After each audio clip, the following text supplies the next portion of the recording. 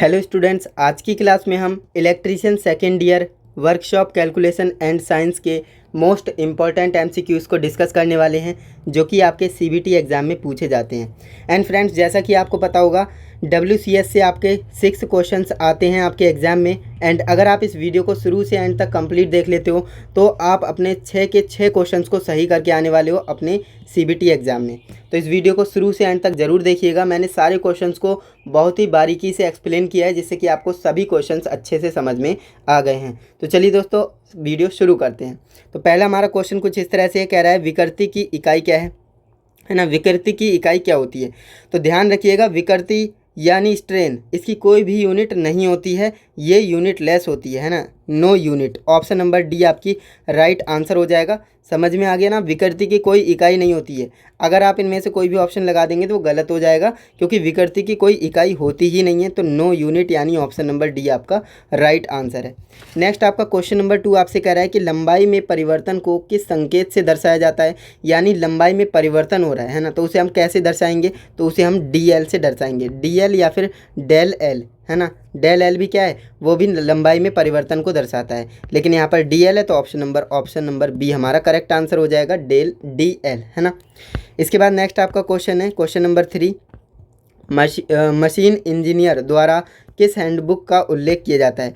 जो machine engineer होता है उसके द्वारा कौन सी बुक का उल्लेख किया जाता है, यानी रेफर्ड कौन सी बुक की जाती है ना।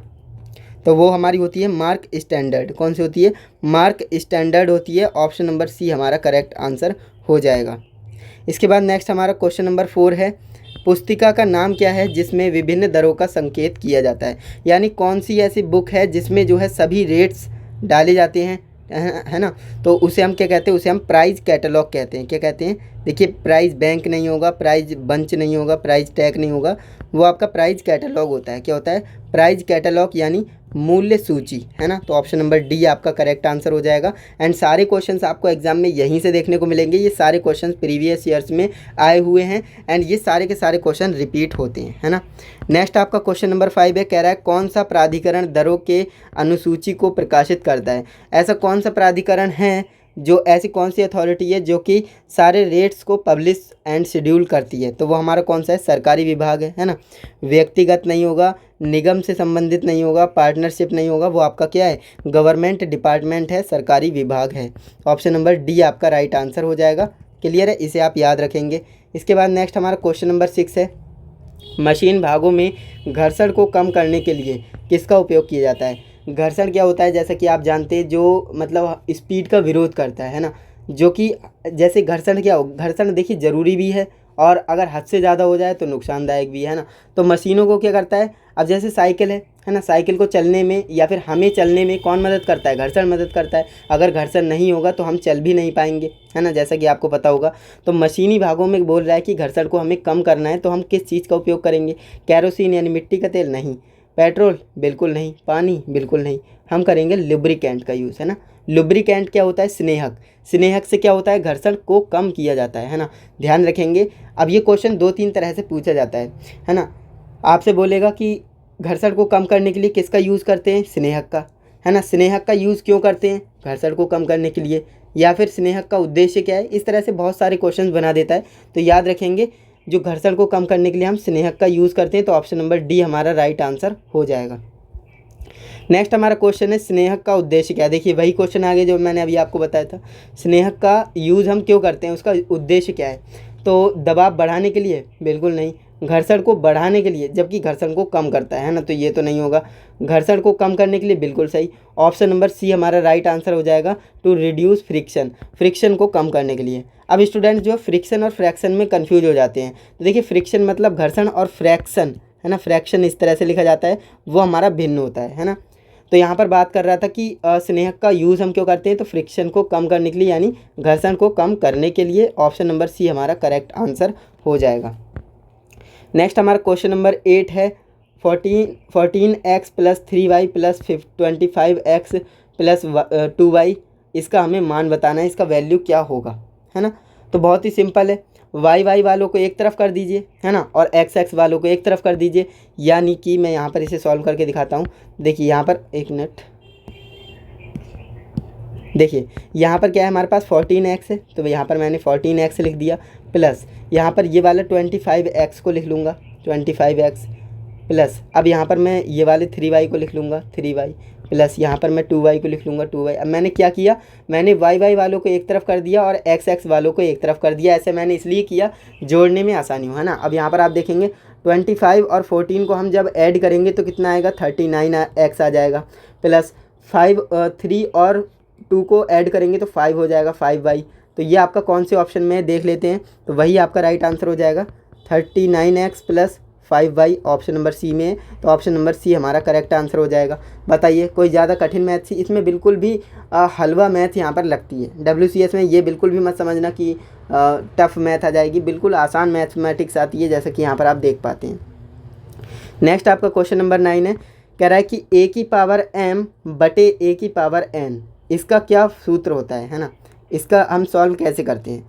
तो देखिए याद रखेंगे, जो डिवाइड हो जाता है ना, डिवाइड का जब भी आ जाएगा तो हमारा a की पावर m माइनस n हो जाएगा।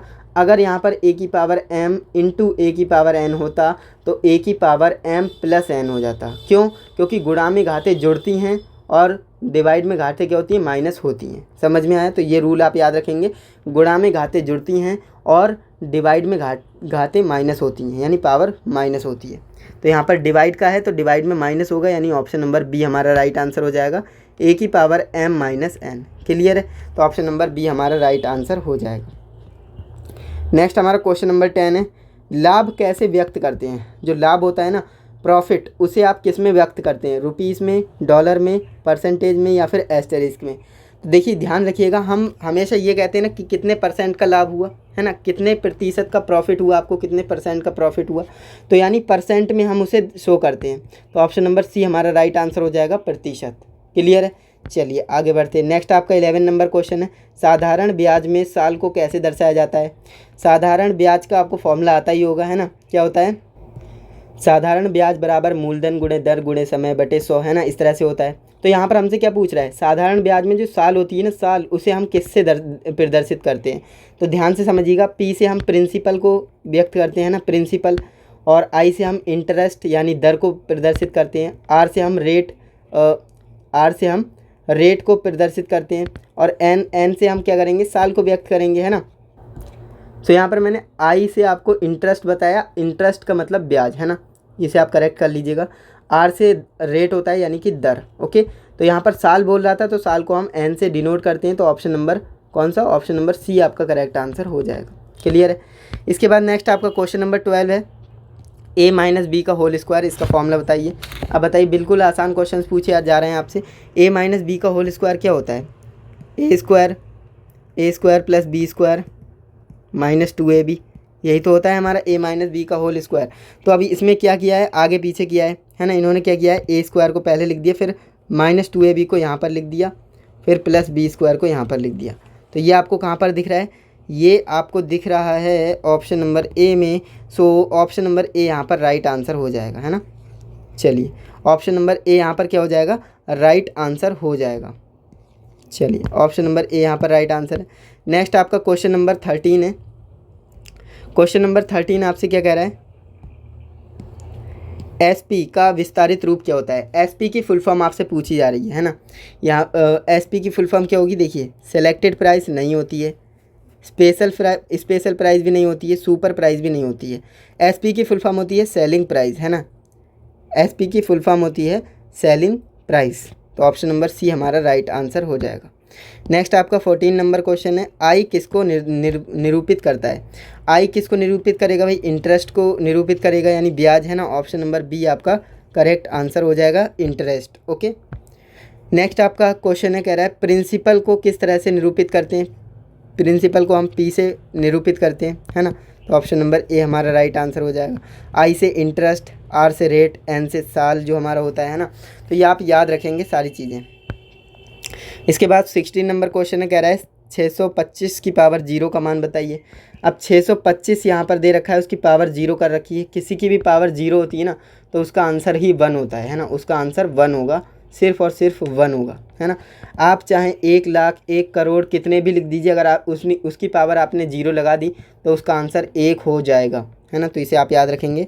तो ऑप्शन नंबर बी हमारा करेक्ट आंसर हो जाएगा 1, है ना।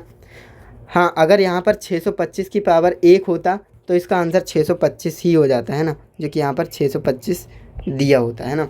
चलिए नेक्स्ट हमारा क्वेश्चन है यहाँ पर 17 नंबर, कौन सा प्रतिबल है। तो प्रतिबल यहाँ पर कौन सा है ये आपको बताना है। देखिए यहाँ पर ये इस डायरेक्शन में हो रहा है, ये इस डायरेक्शन में, ये क्या हो रहा है, शेयर स्ट्रेस, है ना, इसे हम क्या कहते हैं, शेयर स्ट्रेस कहते हैं। तो देखिए शेयर स्ट्रेस यानी ऑप्शन नंबर सी हमारा करेक्ट आंसर हो जाएगा। इसके बाद नेक्स्ट हमारा क्वेश्चन है क्वेश्चन नंबर 18, जो कि कह रहा है ए प्लस बी का होल स्क्वायर का आपको बताना है फॉर्मूला क्या होता है, ए प्लस बी का होल स्क्वायर।